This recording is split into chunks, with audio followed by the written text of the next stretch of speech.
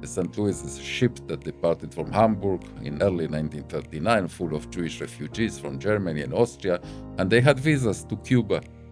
But they were denied entry to Cuba nevertheless, so they made the natural thing that they continued to Florida, the United States of America, the mother of modern democracies, and they were denied entry. And the Canadians cable, don't bother to come, you will not be able to anchor in Canada. So the St. Louis returned to Europe. Israel is the guarantee that there will be no more St. Louises in the skies or in the oceans of the world, and if there is one, it will have a safe haven. So here you have two survivors, two very intelligent persons, two very prominent persons that had not only different, contradictory conclusions from the Shoah, and that is perfectly legitimate. The Holocaust is not the murder of 6 million Jews. The Holocaust is 6 million murders. In each one of them, one Jew or one Jewess was murdered. Arithmetically, it's the same thing. 1 multiplied by 6 million or 6 million multiplied by 1 give the same result. But they have a completely different significance. So Yad Vashem is immersed in remembering the atrocity of killing 6 million Jews, but also from recovering the memory of each one as much as we can, the imperative. To combat modern anti-Semitism. And I say anti-Semitism, I could also say racism, but you know, anti-Semitism is the most, empirically, statistically, is the most deadly, the most lethal form of racism the world has ever known, and probably it continues to be so statistically. Anti-Semitism does this characteristic that if you do not confront it and defeat it when it starts, it can metastasize into monstrous dimensions, and then it's too late. And if I think back of Yad Vashem and the Holocaust education part, so how does that come together of the historic facts and what happened during the Shoah and everything around it, and the sort of education that you're saying? So how are these two tied together? Because the latter, dare I say, it's a larger topic in so many senses of how we think about those who are different from us. And if we go to the present, or come back to the present, so to say, and 7 October 2023, with the attack of southern Israel and massacre with genocidal intent at the minimum, that changed so many things in politics, in the public discourse. I believe that only the Nazis were Nazis, and only the Holocaust is the Holocaust. I believe I said earlier, we have the largest, the most sophisticated laboratories in Israel in preservation, and I say preservation and not restoration, because we do not restore artifacts that have damage, because the damage is part of the story of the artifact.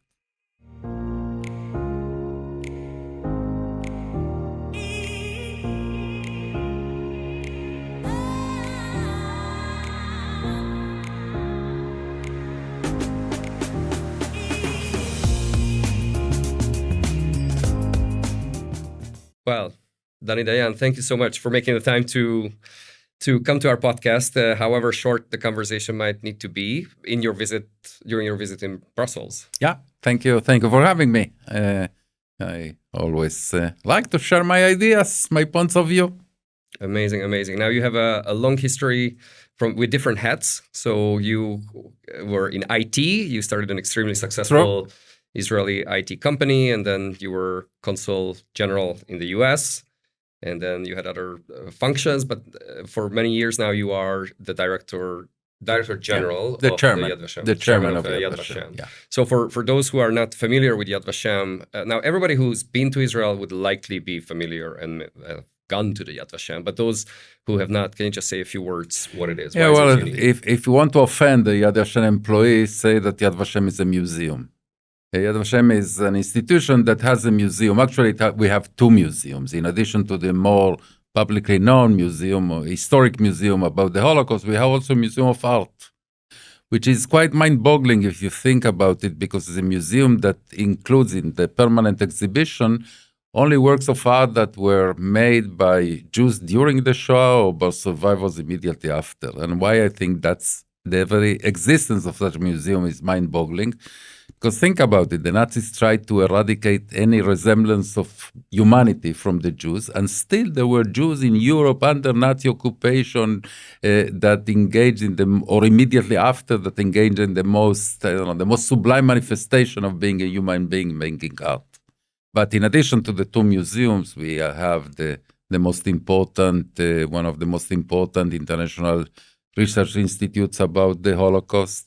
We have the International School of Holocaust Education, in which we educate educators mainly how to teach and how to educate about the Holocaust. We educate people from more than 65 countries, some of them in Yad Vashem, some of them in their locations. We have the largest, by far the largest collection, the largest archive in the world, hundreds of millions of pages of document, the largest collection of Holocaust-related artifacts, photographs, footage, works of art, etc. And we also have the privilege to be, in the name of the Jewish people, those that bestow the title of righteous among the nations to non-Jews that saved Jews during the Holocaust, endangering their own lives. So it's a multifaceted institution that deals with the Holocaust. I always say that 6 million Jews that were murdered deserve an institution that is solely, exclusively dedicated to them. And when we talk about Yad Vashem, is there a cutoff point? So is there a year when you say, well, this is until which we collect the memories, the records, and everything else, or when is the end of the remit of we will never set an end date. We still continue to collect new artifacts, unfortunately, but inevitably survivors pass away and their families discover in the attic documents and photos and letters and artifacts that are relevant to the Holocaust and donate them to Yad Vashem. Sometimes it even is the will of the survivor that when they pass away, they will be donated to Yad Vashem for preservation. Yad Vashem basically is the only place in which they will be preserved for eternity.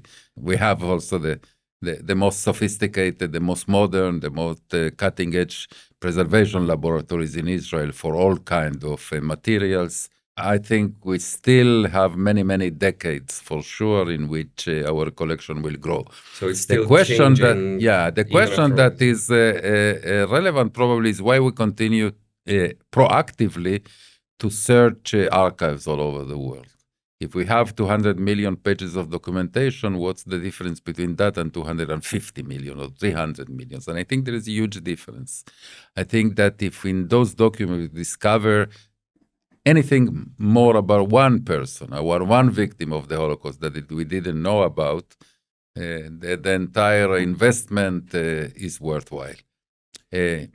One of the projects that we are most proud of is the collection of the names of the victims. We just announced that we reached a milestone, an incredible milestone, I must say, of 5 million individual names of victims of the Holocaust that we already know. And these are from official records, from military documents, from civilian certificates, and all sorts of sources, I guess. This is a project that started almost immediately after the establishment of Yad Vashem. The names project, as we call it, started 70 years ago, 70. That's the Shem in the name. Exactly. No? Well, yes, the Shem is because of is a biblical passage, but even if our name was different, we would have engaged in that project because, as I said earlier, the Nazis tried to eradicate any resemblance of being a human being. Basically, they converted the Jews in the number tattooed in their arms, sometimes even not that, before killing them. And registering the name is the first step, not the last step, but the first step in giving back to those Jews their dignity, their humanity, their persona. Obviously, we search not only for the name, also for photographs and artifacts that tell their story. In general, when I say that we have the largest collection of artifacts, an artifact has value for us if it tells a story of a person. One of the quotes that I am most attached to is a quote by a Dutch survivor, Abel Herzberg, that said the Holocaust is not the murder of 6 million Jews. The Holocaust is 6 million murders, in each one of them, one Jew or one Jewess was murdered. Arithmetically, it's the same thing. 1 multiplied by 6 million or 6 million multiplied by 1 give the same result.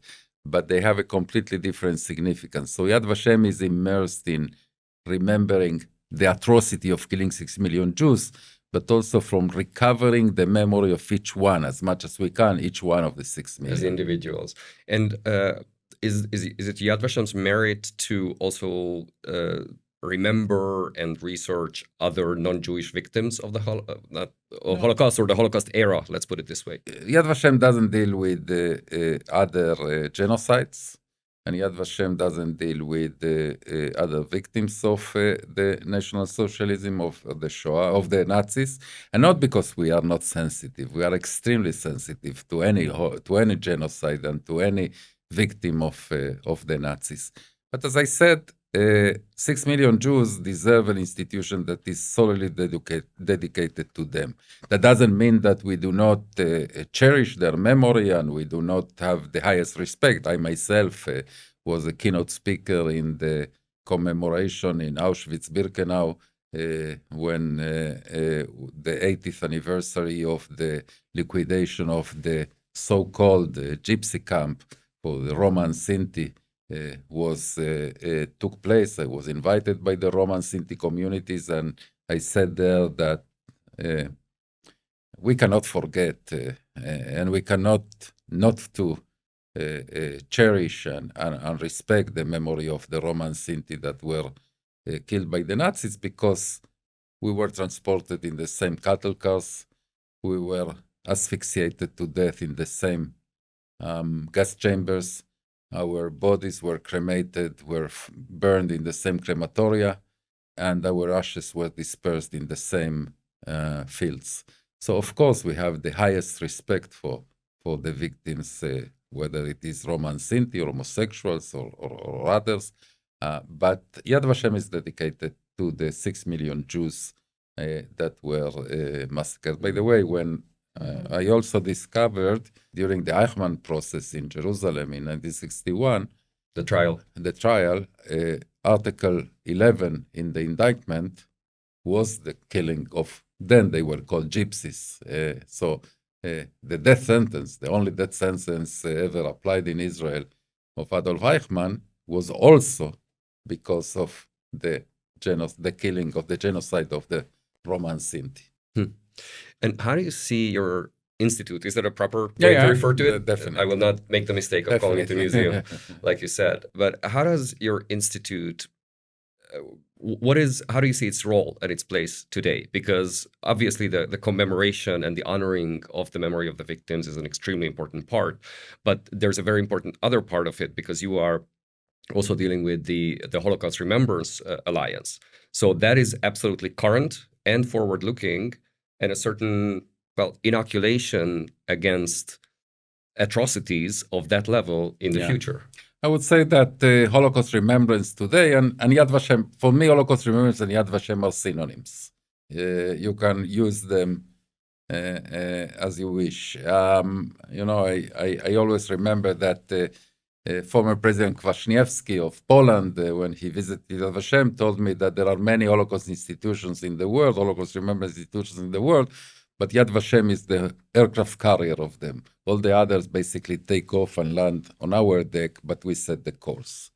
And I believe that the Holocaust Remembrance is based today on 4 pillars. The first is mourning. Any decent person, of course, mourns the fact that 6 million individuals were exterminated. The second is knowledge. I don't think we have the privilege, the right to know everything that happened in the Shoah. I think we have the duty, the obligation. I just pause here for a second. With the term Shoah refers to the Holocaust. Shoah and Holocaust, again, as I said, Shoah and Holocaust, there are countries, by the way, including, for instance, France, in which the word Shoah, the Hebrew word Shoah, is used in French much more commonly than the word Holocaust. So, for me, it comes natural, so I'm sorry if I didn't explain that. So we have an obligation to know everything. It's an obligation for the future. It's an obligation for the present, where you see rampant anti-Semitism. But first and foremost, it's an obligation towards the victims. Yeah. The victims of the Holocaust were diverse as the Jewish people is diverse. They were communists and socialists and staunch capitalists. There were ultra-Orthodox, traditional Jews and completely atheist Jews. There were Zionists and non-Zionists. There were Sephardim and Ashkenazim, rich and poor.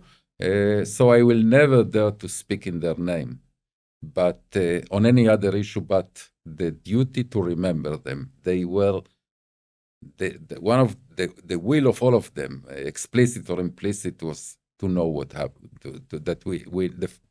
for future generations to know what happened to them.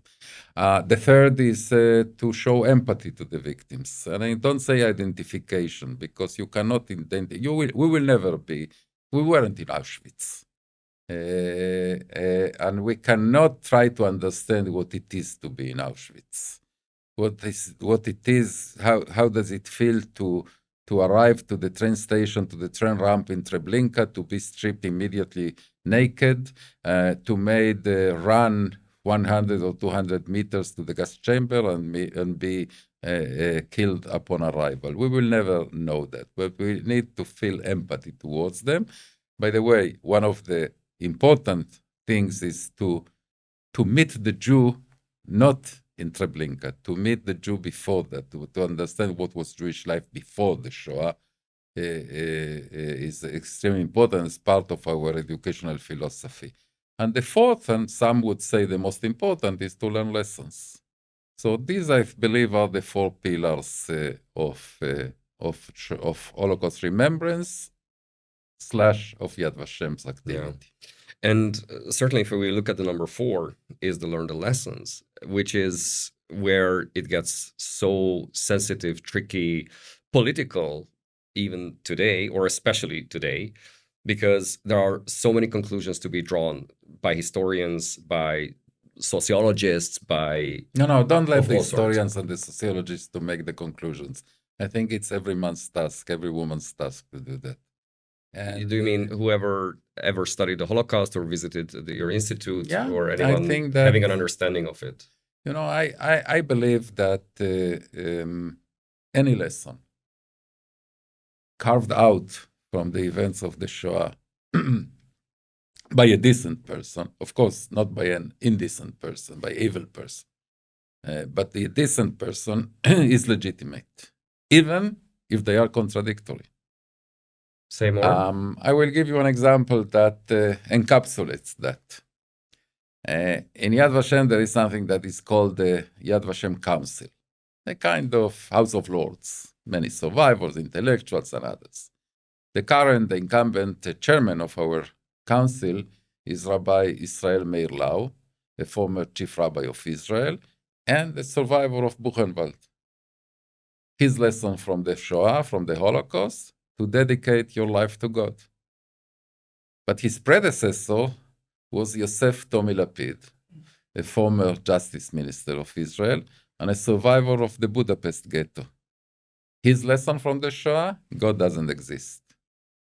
So here you have two survivors, two very intelligent persons, two very prominent persons that had not only different, contradictory conclusions from the Shoah, and that is perfectly legitimate. It's very Talmudic to have the same baseline and draw very different conclusions. You know, it's Talmudic, I agree, and to accept that as we say in Hebrew, Ele ve'ele divrei Elohim chayim, those and those are words of the living God, whether he exists or not, this is very liberal, and I believe in that completely. But obviously, since I consider myself a decent person, I also am entitled to my conclusions that in some cases you can say are also established lessons that Yad Vashem adopted, but not necessarily. Have those conclusions changed over time, or since you are in this job? Has your perspective changed? I changed over my 70 years. I'm not the same person I was when I had 20, or was 20 or 30 or 40, so my conclusions changed, but there are some, fundamental conclusions. By the way, many of my conclusions are personal. Some are universal, some are national. I will tell you what are the two of my lessons that I share with dignitaries that come to Yad Vashem. Mm-hmm. The first one is that Israel was not established because of the Shoah. Israel was established in spite of the Shoah. We had to fight for our independence, and we had to fight when in the weakest point in our history, when just 3 years earlier, a third of our nation was decimated. So 1945, 1948. Exactly. But Israel is the guarantee, yes, and I say it loud and clear also after October 7th, Israel is the guarantee that something like that will not happen to the Jews again. And, according to Jewish tradition, all the Jews in all generations were in Mount Sinai when God gave Moses the Torah.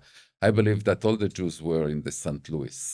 The St. Louis is a ship that departed from Hamburg in early 1939, full of Jewish refugees from Germany and Austria, and they had visas to Cuba, but they were denied entry to Cuba nevertheless. So they made the natural thing that they continue to Florida, the United States of America, the mother of modern democracies, and they were denied entry.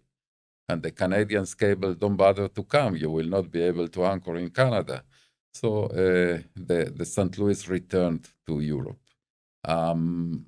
Israel is the guarantee that there will be no more St. Louises in the skies or in the oceans of the world, and if there is one, it will have a safe haven.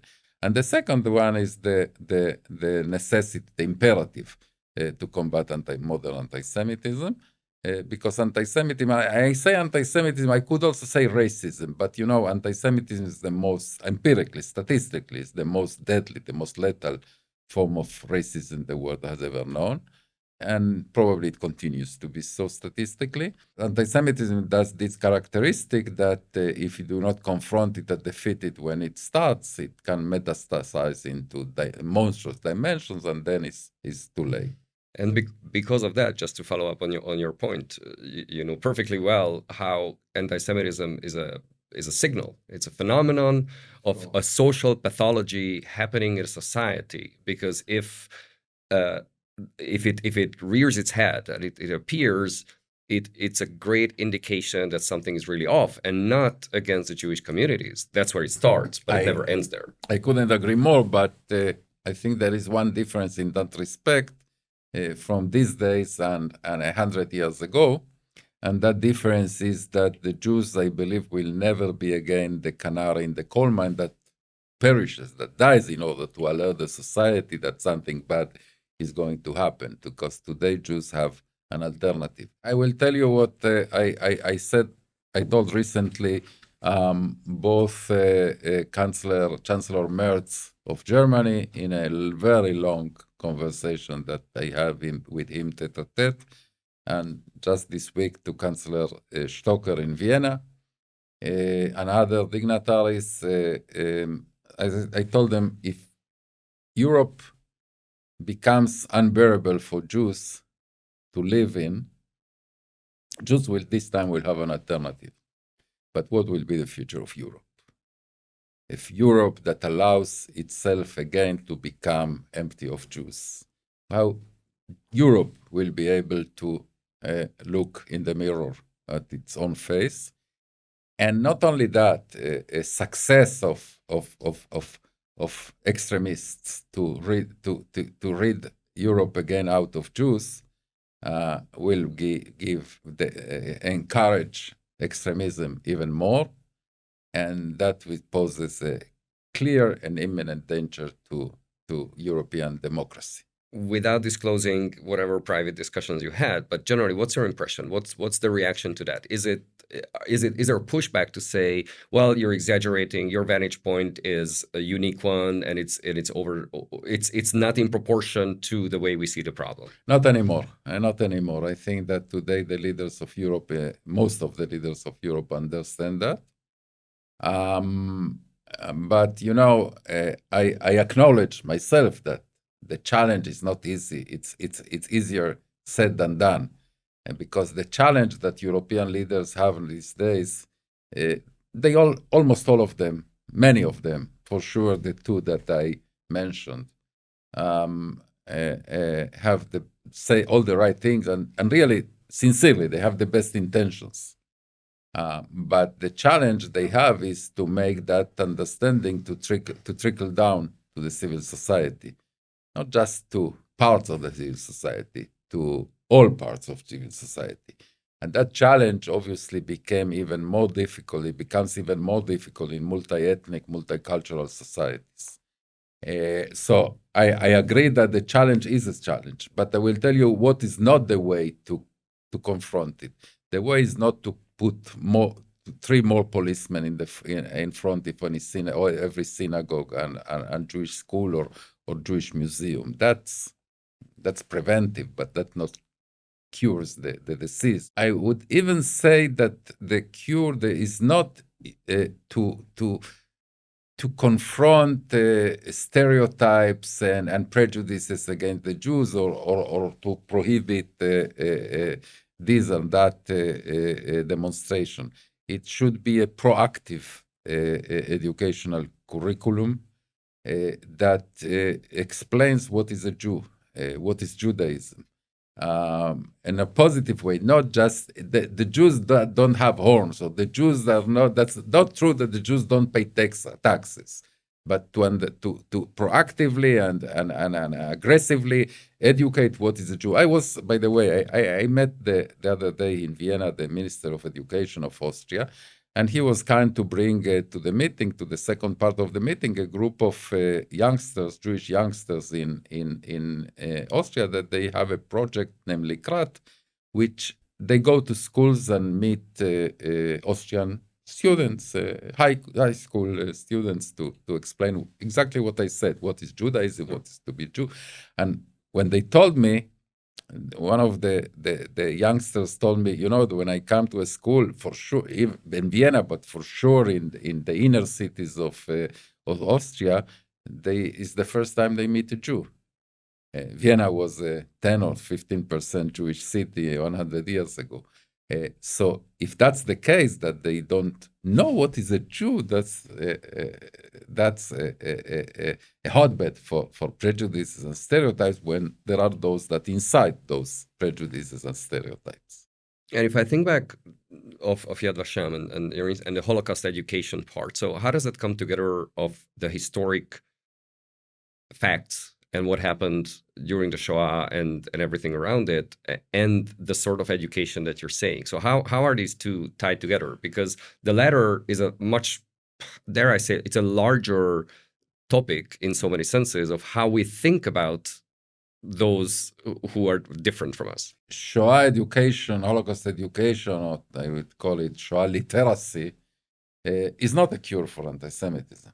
It's not that we are not naive to believe that you tell them, look, this is what happened, and that's what anti-Semitism brings, and that everyone will see the light and stop being anti-Semitic and anti-Semite, or inciting anti-Semitism for political reasons or for any other reasons. But it's an integral part, it's an essential part. There cannot be today in the 21st century education against anti-Semitism without this part of the equation, this part of the curriculum, which is to understand not only what terrible price the Jews paid, but also the societies that tolerated anti-Semitism. Would you agree with that sentiment that the memory of the Holocaust, because of the time lapse, but also for a lot of deliberate cultural, political, and other factors, is fading, and it's not at okay. all. I don't agree completely.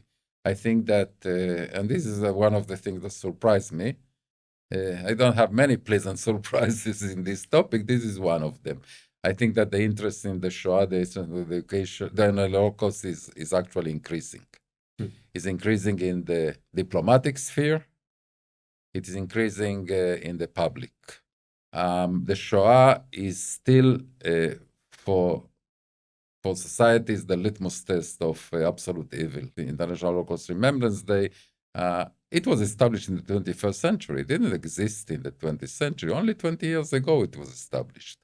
IRA, the International Holocaust Remembrance Alliance, an intergovernmental institution that brings together 35 governments, 35 countries I have the privilege to chair this year, didn't exist in the 20th century. This is now in the 21st, it was established in the 21st century. Even the misuse of the Holocaust shows how relevant and how intense the interest in the Holocaust is. The misuse, by the way, of both Russia and Ukraine, of Holocaust-related themes in their propaganda war, stems from the fact that the people care about the Holocaust. I think they absolutely do. A concept that comes to mind is the term Holocaust inversion, and how Holocaust is being, well, you said misused. So basically using it as in a very different context, or diluting its gravity, or stripping it of its uniqueness and using it for other contexts to push a political agenda. So I'd be very curious to hear your I think there are three different phenomena. One is Holocaust denial. The second is Holocaust distortion. And the third is Holocaust inversion, which is a type of Holocaust distortion. Holocaust denial is actually diminishing. I don't think that today, in the 2026, a serious intellectual, a serious leader, a serious journalist will say, no, the Holocaust didn't occur. That happened in the past. Today, except for the lunatic fringes of the social media where you can find any type of garbage, you almost do not find, probably in Iran. But Holocaust distortion is a big problem.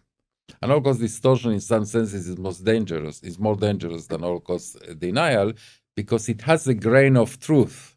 And people are more gullible about it. It becomes more credible in some sense. One type of Holocaust distortion that bothers me in particular, because it is promoted by very strong political or social forces and even by governments, is the narrative that says, of course the Holocaust happened, but in my country, all my co-nationals helped the Jews. There were a few collaborators, but the vast majority helped the Jews. Well, unfortunately, that, except probably for Albania or probably one more country, in all the other countries that were under Nazi occupation or influence, there were much more, tenfold, collaborators, for sure, bystanders, indifferent to the fate of Jews than righteous among the nations. Even not only in Eastern Europe, even in Western Europe, we saw a candidate for the president of France that claimed that the Vichy regime was benevolent towards the Jews, with a complete fallacy. Another form that bothers us a lot, and it is also a kind of a distortion from a different type, is the glorification of war criminals that murder Jews, that butcher Jews, because they later fought the communists, against the communists. So they become national heroes in their countries. And when I had the privilege to address the Lithuanian parliament, I told them that an anti-Semite is an anti-Semite of anti-Semite. For sure, if he's a butcher of Jews, you cannot say he was an anti-Semite and he butchered Jews, but otherwise he was a good person. No, that's not viable. How do you see the psychology of this? So why is this such a strong drive? Is it to alleviate guilt? Is it to whitewash history? I think in many cases is a kind of I would say a national pride that is shallow, that is a quite, I would even say, quite stupid form of national pride. But I will tell you more than that. I believe that a society that is built on a lie will collapse. I think that, I would say, I don't know if there is such a word in English, but forgetfulness, to forget your past, is a very, very fragile educational strategy that eventually will bring very bad educational results for the next generations of that country. And if we go to the present, or come back to the present, so to say, and 7 October 2023, with the attack of southern Israel and the essentially massacre with genocidal intent at the minimum, that changed so many things in politics, in the public discourse, in trends. So what's your take on that? Because again, terms such as genocide, such as Holocaust, such as anti-Semitism, anti-Zionism, so all these very, very loaded terms have been thrown around quite carelessly and often very carefully, but with malicious intent. And I'd love to hear your take on that. You know, in the morning, in the noon of October 7th, we were glued to the television screens, and we heard about mothers muffling the mouth of their toddlers in order to prevent them from crying and be discovered by the assailants. Of course, we were immediately reminded of similar stories we heard in barns in Ukraine or in attics in Amsterdam. But then comes November and October and December and 2025 and 2026. And no, October 7th is not Holocaust 2.0. Those are two completely different topics, the cases, not only in the magnitude, of course, in Babi Yar alone, more than 33,000 Jews were killed in 48 hours. Not only the magnitude, only on the essence. And the big difference, of course, is that October 7th happened in an independent Jewish state. In the Holocaust, we were completely at the mercy of others. The most we could do is to beg, unsuccessfully, I must say, President Roosevelt, Prime Minister Churchill, to bomb the railways that conduct to Auschwitz-Birkenau, and they didn't, as I said. Now, after October 7, Israel, the Jews did what they consider necessary, whether they would like it or not like it, had criticism or didn't have criticism. But it's a completely, that makes, of course, there are similarities. You can compare any two historical cases with one condition. You describe the similarities, but also the differences. And here the differences are much greater than the similarities. I will tell you more than that. I think that it's even counterproductive to adopt that narrative of October 7th as a second Shoah, because we play into the hands of Hamas. What is terror? Terrorism. Terrorism is the attempt to terrorize the population of your adversary, of your enemy. What can terrorize Israelis and Jews more than believe that we are again in the footsteps of the gas chamber or in the ghetto? No, we are not. Yeah. And if you take the other very loaded and so many times abused term, genocide, because you look at how Israel's response to eliminate the terrorists and Hamas from the Gaza Strip.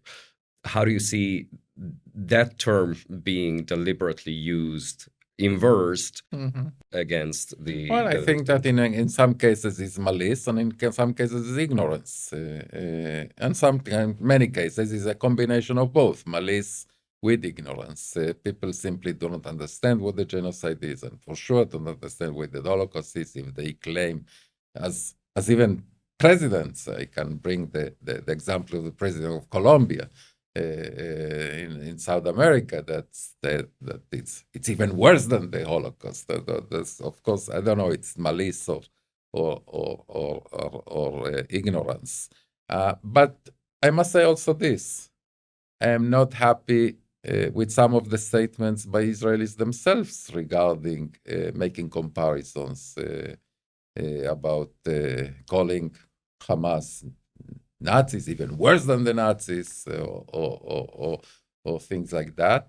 I believe that only the Nazis were Nazis, and only the Holocaust is the Holocaust. Where do you see your role today? Are you an educator? Are you a curator? Are you an activist? Are you a manager? Are you all of this? Do I have to choose? Not necessarily, but I'd be curious to hear. Look, how you see, because... it's very clear. It's very simple. I am at the helm of an institution that does all of them.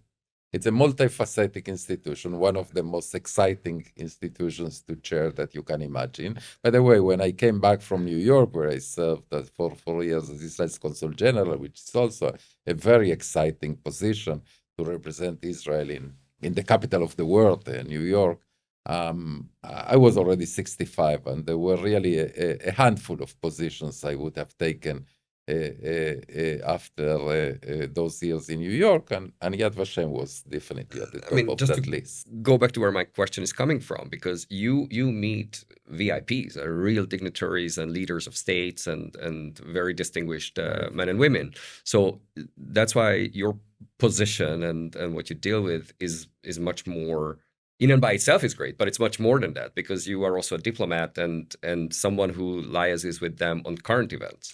I agree. I see, part of my role as chairman of Yad Vashem. By the way, I have to give credit. Yad Vashem is a large organization. We have an executive director that runs the organization day to day, and we have extraordinary senior managers, executives in Yad Vashem. That's not a one-man show by no way. I think that one of the things that's important to me is indeed, as you said, to put the Holocaust in the place it deserves in the international arena, in the diplomatic, in the political arena, but also in the educational arena. One of my plans for the future, for the next years, for probably the next decade, is to go global. To convert Yad Vashem into an institution today. You can say that Yad Vashem is a global institution in the sense that we have influence all over the world, but we need also presence. It can be permanent presence, but we have to be much more present in the important cities and countries in the world, much more frequently with exhibitions and with educational endeavors and museological endeavors. That's in the making, some of them in cooperation with the European Union. And I understand that our time is nearing to the end, but I wanted to also ask about technology. Huge area, because technology can help recover materials or unearth documents and analyze so many things. And at the same time, technology also in the sense of social media, of AI, of falsification and narrative. So how do you see technology's role in what you do? My undergraduate is indeed in computer science, but it was in prehistoric times. You defined it very well. Technology can be an asset, but can be also be detrimental, because also the deniers and the distortionists can use it. Deep fakes. Now we see a trend in social media of completely fabricated photographs from Auschwitz and from different places that people believe that they are true. One of the projects we are now engaged in is to create a kind of cyber signature to our documents and our photographs and others that are in our website, in order to make sure that they are not manipulated digitally. If they are manipulated, that cryptographic key will make it clear. There are a lot of challenges. There are also technologies where we will not adopt. For instance, there is this trend in some places of holograms of victims or survivors that you can speak with them. We do not believe. We believe that the key, especially in the post-survivors era, the key to convey the right message is authenticity. We have to be 100% authentic. And I think it's a very difficult trade-off, because the authenticity is so important. And it's a strange word to use in this context, but the storytelling part is so important, because you want to connect with the audience. You like you said, you want to tell the individual stories. What's the best way, while honoring and ethically and morally their integrity? For instance, we opened in Yad Vashem a theater. We have today a theater in Yad Vashem. We commissioned at this stage 4 monodramas, plays for one actor. Each one of them centered around one artifact or one person or one story. That is our way to connect not only intellectually but also emotionally the audience, and especially the young generation that doesn't have a very large span of attention to a document, to the stories of the Holocaust. And yes, when you do it with a play, in theater, of course we are also there very authentic, and we check the facts and everything. But there is here everyone can assume that there is a kind of artistic freedom. But if you present a document or present a photograph, even, we have arguments within Yad Vashem regarding the question if we can color pictures, black and white pictures from the Holocaust, and we decided that no, we cannot. Right. That's where you draw the line to say authenticity. By the way, I believe I said earlier that we have the largest, the most sophisticated laboratories in Israel in preservation. And I say preservation and not restoration, because we do not restore artifacts that have damage, because the damage is part of the story of the artifact, of the authenticity of the artifact. So we preserve it. We make sure that the material doesn't deteriorate, etc. But we will not restore it to its perfect form before it was damaged by the Nazis, by this, by that, even by time. I think it's fascinating, and where you draw that line, and that's also respect for those who perished. Definitely. Well, with those words, I would love to continue the conversation, but even this was extremely meaningful, and thank you so much for making the time. And in our little tradition, if you could pull a card and answer the question, that's all. Now I will need my glasses. Shall I read it out for you? Yeah. I can do that. So, other than your phone, to what are you a bit addicted to, and why? Well, I am so addicted. You have no idea how addicted I am to my phone. I am when I don't sleep. I mean, I have the phone. My staff is very mad at me, and in the most important meetings, I look at my phone and if I don't push that too far, what is it that you check? Social media, news, social media, news, WhatsApps, mails. I have a unbelievable urge to know immediately about any WhatsApp or any mail I received. In some cases, even to respond immediately. So my biggest addiction, no doubt, is my phone. Unfortunately, I used to smoke for many years, but I quit more than 3 decades ago, thank God, and I have no intention to return to that. And you can say it's a hobby or an addiction. At some stage of my life, it was an addiction. Is to travel the world.